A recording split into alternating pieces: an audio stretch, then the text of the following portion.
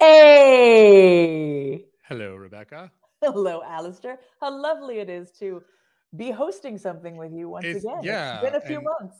And it has been a long time. More fun when we're sitting next to one another with like a lion's skull randomly hidden somewhere in the room. Way more fun. This is also the first time we're doing LinkedIn Live, which is fascinating. I guess we get to learn things, right? Yeah. No, like I it's can super see exciting. the countdown timer on here, so it's about a 50-second delay, it seems. Okay, good to know. Yeah, this is fully experimental. We were given the permission to run some LinkedIn Live. We said, hey, this is a great way to kick off the new year and have a conversation about what we're planning for 2022. And hopefully, if anyone's listening, which it's so weird, these virtual things just shouting into the ether. So if anyone's listening, we would love to hear what's front of mind for you.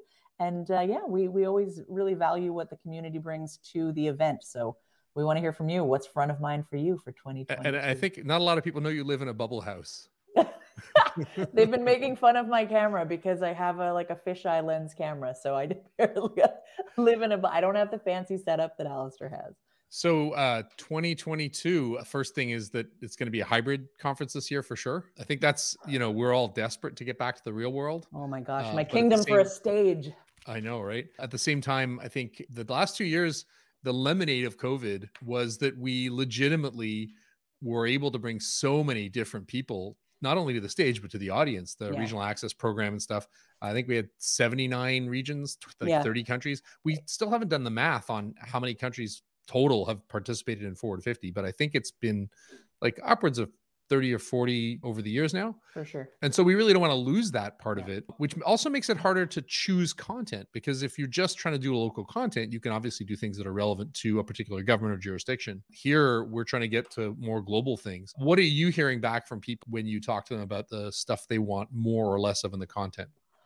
Well, we were looking at our server. First, I'm just going to say hello to Mohammed from the UAE. I love it. Hello from the UAE. This is very international. It's very exciting. So what we want to do, one of the messages that we've seen is that folks have drunk the Kool-Aid. They're here for it. They get that the digital government, like, they understand it all. And they want to see examples of how citizen services are being done correctly. So what I would love to see this year, and we often highlight a bunch of case studies, and this is so much fun. Hi, Katie.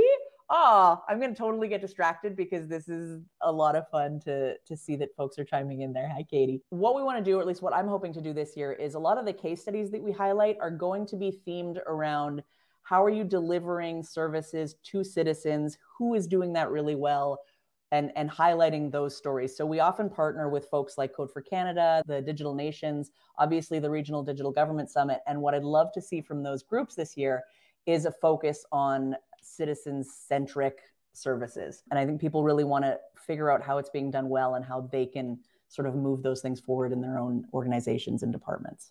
How about you? One of the things that was big the last couple of years was trust in government. And it's amazing to remember that in 2020, we started Forward 50 the same day as the US elections, which was an interesting time for everyone. And we were expecting to have people in person. Obviously, we switched to purely virtual, but there was such a mistrust in the systems of government. It almost feels like the first thing a new leader should do is have a referendum on whether we agree on democracy or not.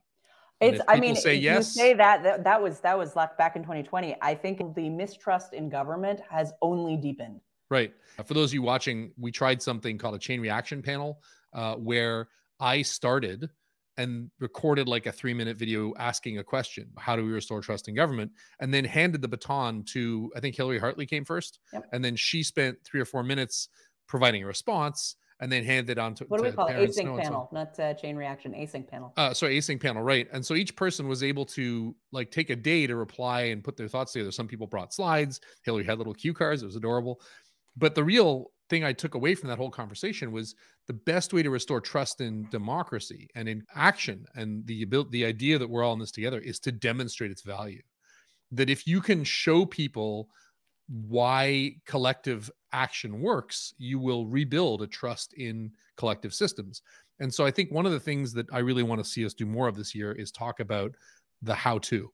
Talk about, how do I run a meeting well? Sean Boots had this amazing post on like the number of words it takes to ship a website, which was like, any voter should go read that post, because the number of bureaucratic steps that were all put in there in well-intentioned ways. They were all put in there to make sure we didn't marginalize someone, that there was no corruption or grift going on, that, you know, we made it accessible, that it was properly supportable by third parties. Those are all valid reasons.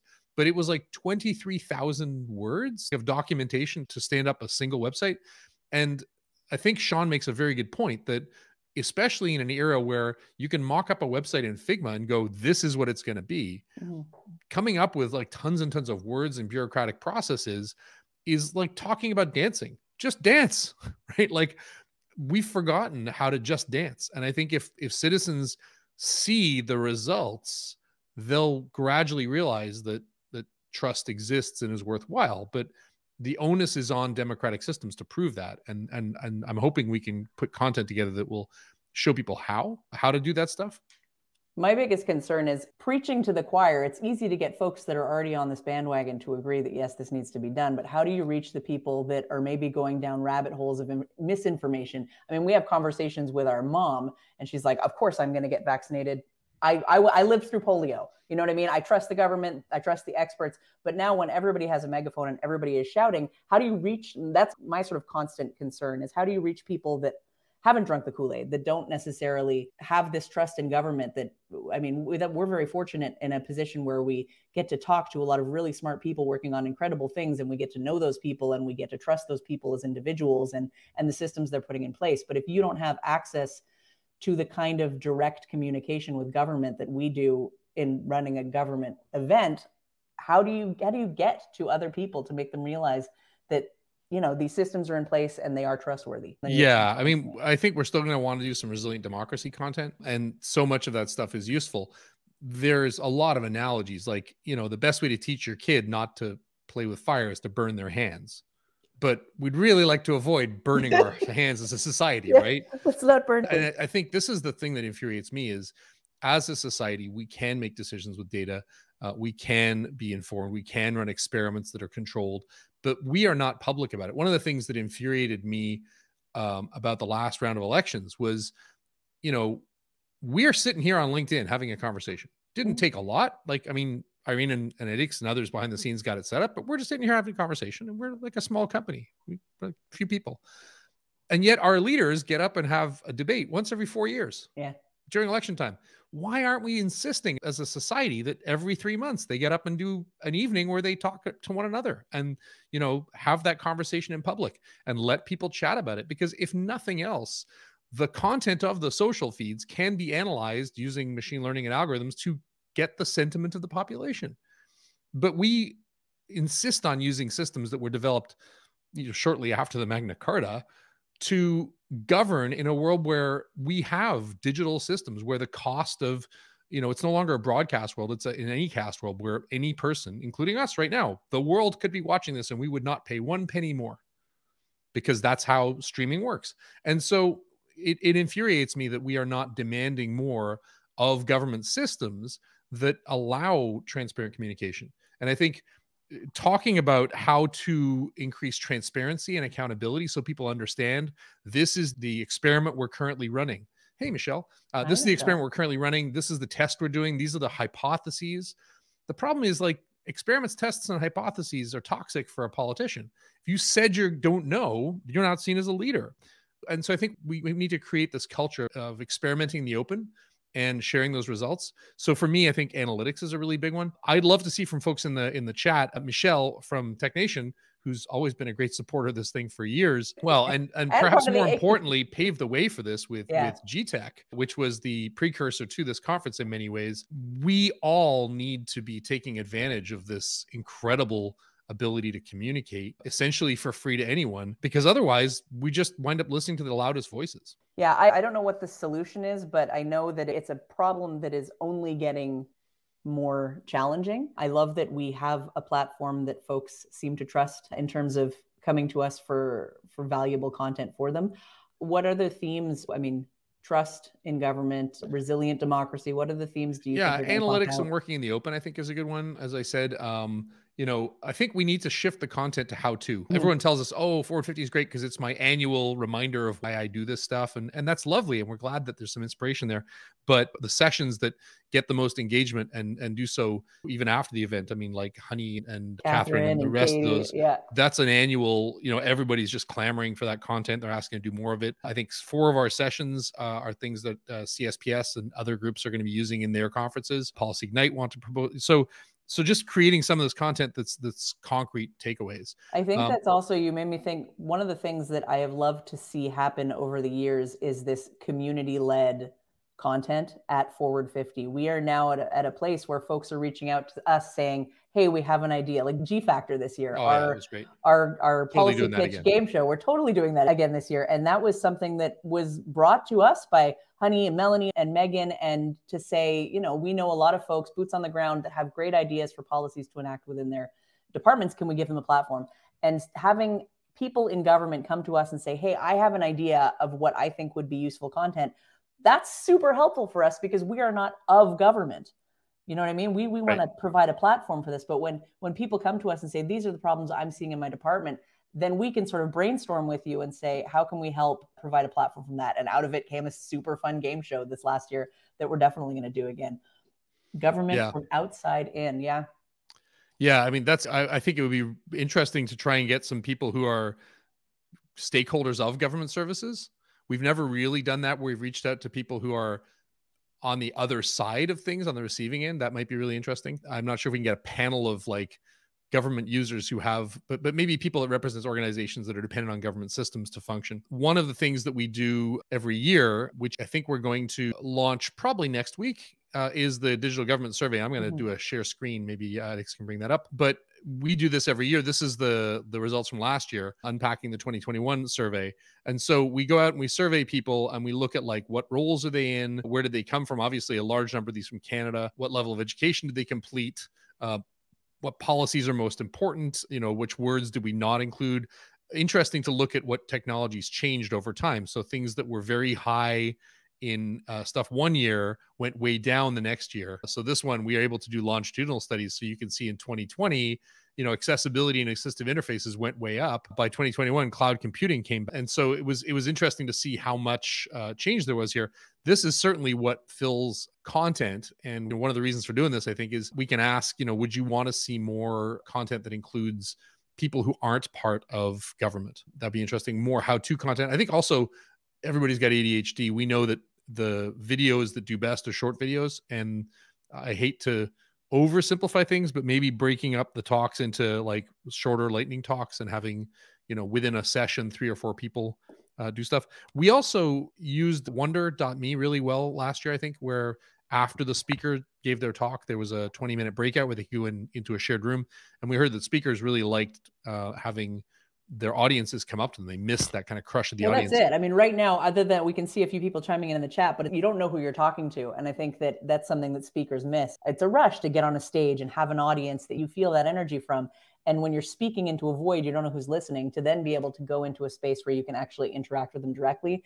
They can see that their message got across. They can have those follow-on conversations, which I think are super important for speakers. And I think that's the nut that we at Forward 50 are working hard to crack, is how do we make a hybrid event where your experience as an in-person attendee and your experience as an online attendee are both super valuable, and you're able to connect with all the stakeholders from wherever you're joining. And I really hope that we are going to be able to have an in-person contingent. We're sort of right now talking over the different scenarios and how we design the studios and how different people it's funny to see how you've changed from talking about stages to studios now. I know. And this is mentality, right? This is what we have to do. And I don't think there is a world, at least not for Forward 50, where we go back to fully in person only. Yeah, for sure. I mean, just the number of people we've been able to bring in who wouldn't be able to travel or find it more accessible. One of my questions around that, though, is obviously, how do we do stuff like the Wonder breakouts? How do we make it so that you have sort of the serendipity of meeting people physically? We've talked about like photo booths where you go in and press a button and someone online is randomly there to have a chat with you. My kingdom for millions of dollars in software development, exactly. Where you walk in and your QR code on your badge fires up a conversation. But that's the thing, though, because you have all of the expenses of a virtual event and all of the expenses of an in-person event, and then you mash those together and try and figure out how they can slot in. And it's a puzzle piece. Yeah, It it's is super hard. very, very difficult. But I mean, I'm excited to tackle I am it. seeing, I do like the fact that on this LinkedIn thing, I can see like Audrey's on all the way from, Hey, Audrey. so it says Sydney, Nova Scotia, but I thought there was Sydney, New South Wales. But yeah, there's people from all over here, Aaron and a few other of our advisors.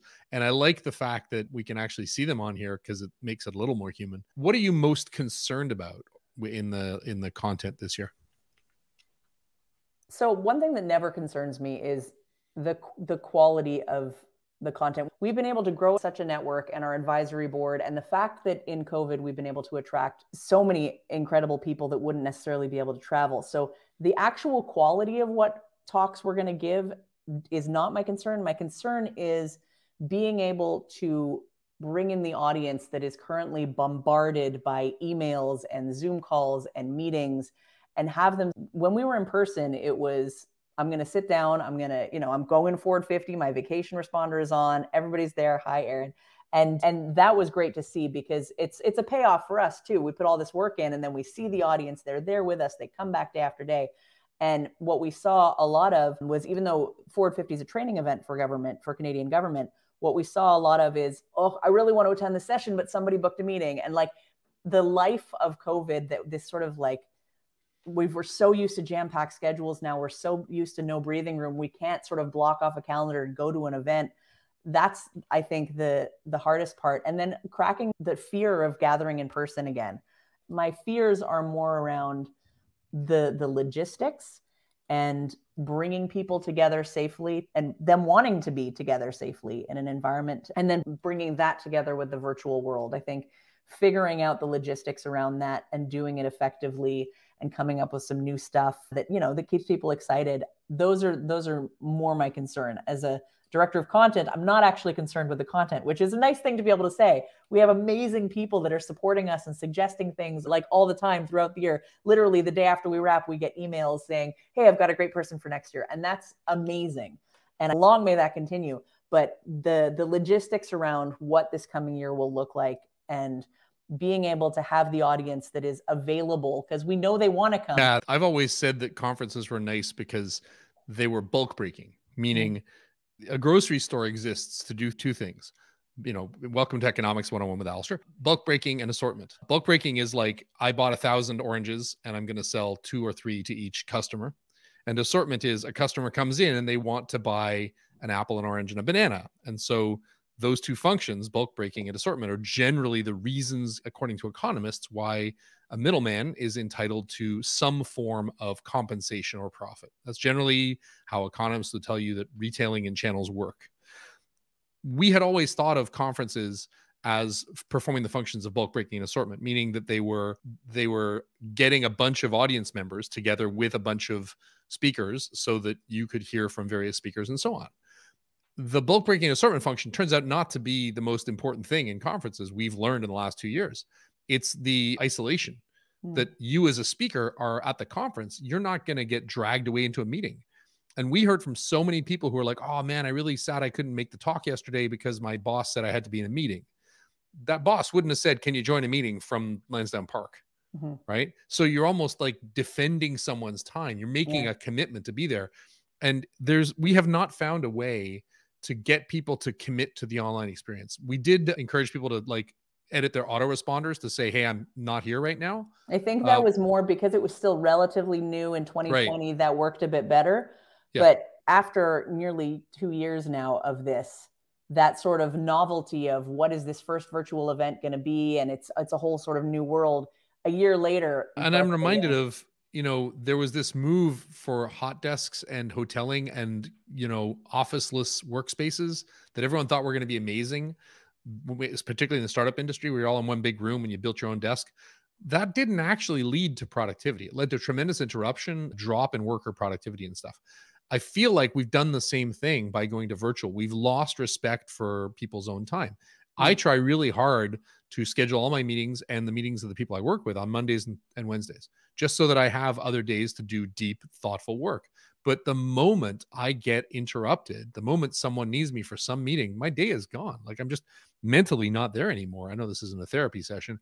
I feel like I don't think you're alone, though. I don't think you're alone in that at all. I feel like our audience needs us to defend their time. And I'm not sure what that is. It could be like you could try and convince the boss to say, look, that person is effectively out of the office. Don't talk to them. We need systems like that, and physical events can guard that for people.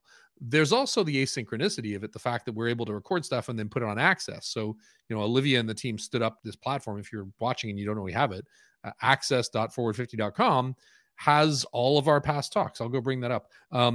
So we have this whole platform we built on circle.so, and every talk is in there. And if you got a ticket, you can also go and look at the past talks, and you can see what was on there. But making all the 2021 talks available in May. Right. So like here's the 2021 library, but in here for the video library for 2020, here's all the different keynotes. This is every single keynote, and you can go in and you can watch one of those keynotes, right?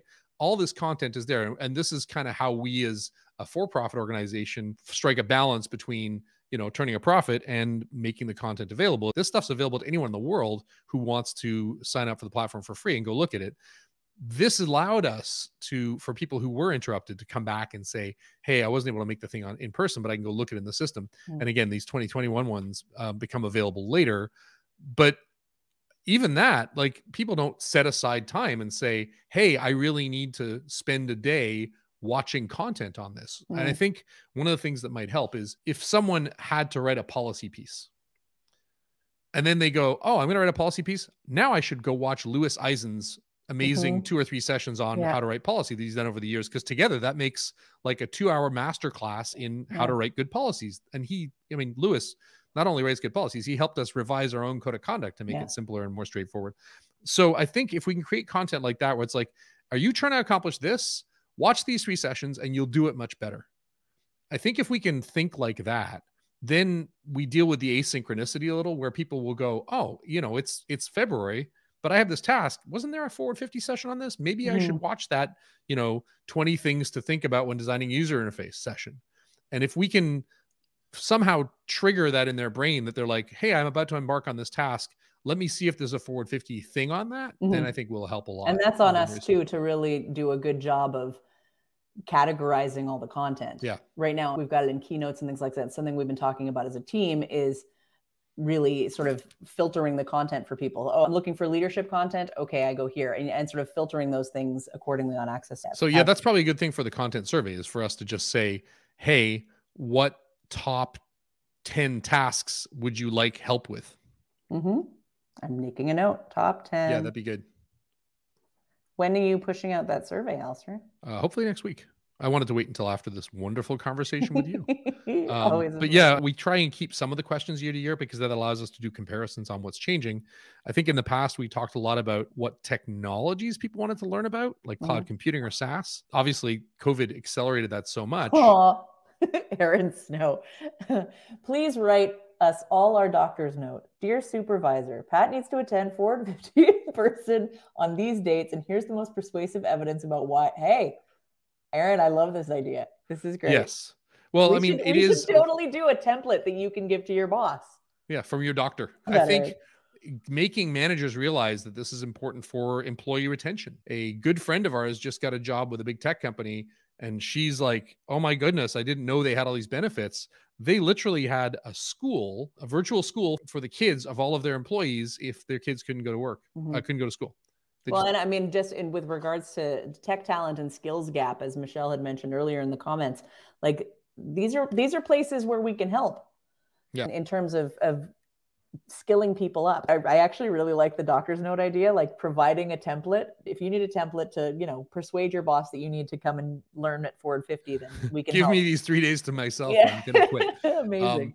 But I think it is also incumbent on us to try out some of these new technologies. It's made me really happy to see that formats like the Chain Reaction Panel or platforms like Wonder have been adopted by governments. Like now they're using them in their conferences. And I think this is one of the roles we have, is to try stuff out, maybe where the government, I literally have 4 or 5 Twitter DM threads going in the last month from different government departments saying, hey, can you tell me what tools you use? You know, and we're happy to share that stuff. I think we have a function to try and experiment. So if you wanted to, I'm going to put you on the spot here. If you wanted to do one thing that was unexpected, what would it be? Like we did, you know, we did the policy pitch thing. We did Circle Square. That was certainly unexpected. Remember Circle Square? I do. I would like to find a way to seamlessly connect in-person and virtual attendees, because I think that would be unexpected. To crack that nut, I think would be very challenging. But if we can do it, if we've got folks in Taiwan and Estonia and New Zealand, I bless them for getting up on the time zones, joining us live, and we can connect them with people that might be sitting in Lansdowne Park, having these workshops, having these conversations, and they can all be working together collaboratively, that would be great. I guess one of the things that we're thinking about for a different conference that we're working on, because Rebecca and I, if you're watching, don't know this, the company that puts on Forward 50 is called Embrace, and we also run Startup Fest. We have a new one on entertainment analytics that we're launching with some friends. And because entertainment analytics is all about engagement, we are actually going to do something where we use technology to figure out who is collaborating the most and contributing the most, not just like who asks the most questions, but who is building their calendar beforehand and rating talks when they happen and writing blog posts about them after, and whatever metrics we have decided we use for engagement. And then we use that to decide who gets to come to the invite only day the next year. And the people who are on the invite only day who don't participate, they don't get to come back.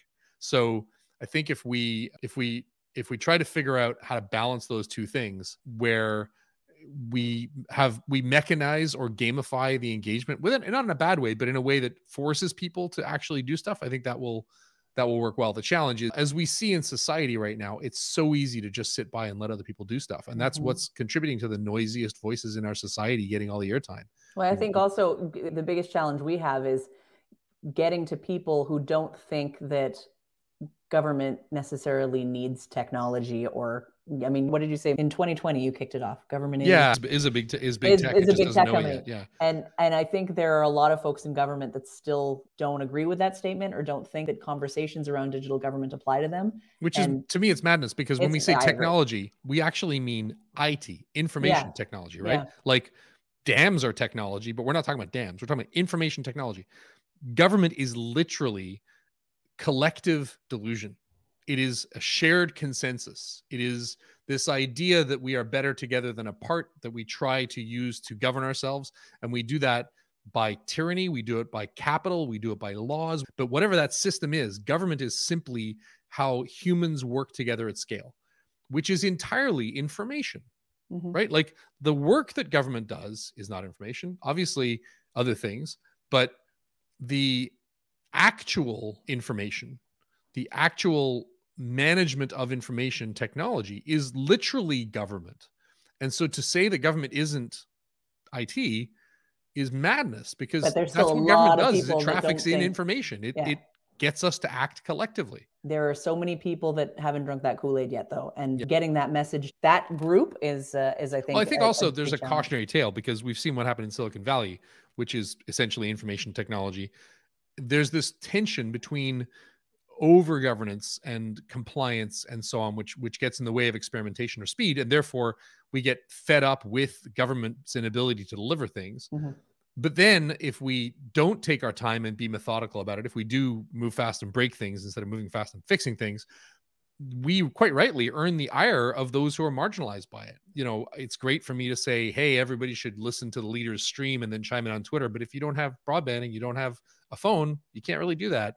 So I think there's a constant, and it's a healthy tension, but I certainly feel like we need to swing the pendulum towards demonstrating the value more. And maybe that's the how-tos and the case study stuff more. I mean, we are 17 minutes over time. So obviously we had a lot to talk about. This was supposed to be a little 15-minute chat, but weren't you like, oh, what are we going to talk about? I know. I always worry about these things. I'm not good like you at just sort of winging it, but no, this is a great conversation. I think obviously we have our work cut out for us. We love to hear from the community. So if you have ideas, message us. We are very readily available. We are a tiny team that doesn't have to go through layers of bureaucracy and things like that. So we can move quickly. If you've got ideas, we want to hear from you. And please keep an eye out for the content survey, because we need to know what you want to hear about this coming year. And then we'll be putting out our call for proposals accordingly. Coming up soon. All right. And soon. Thanks to the folks behind the scenes who are pressing on buttons to make us all look nice. Thanks, Alex and Irene. Yeah. It's so great that we've I remember 2 years ago, we didn't know how to do any of this stuff. I know. Like, oh, sure. Let's just hop online and stream and it doesn't try a LinkedIn Live and hopefully we got an animated intro and outro. And we can cue the animated outro because it's coming up. Hey, that sounds like a good cue. How about we cue the animated intro outro? Thanks, everybody. Thanks all.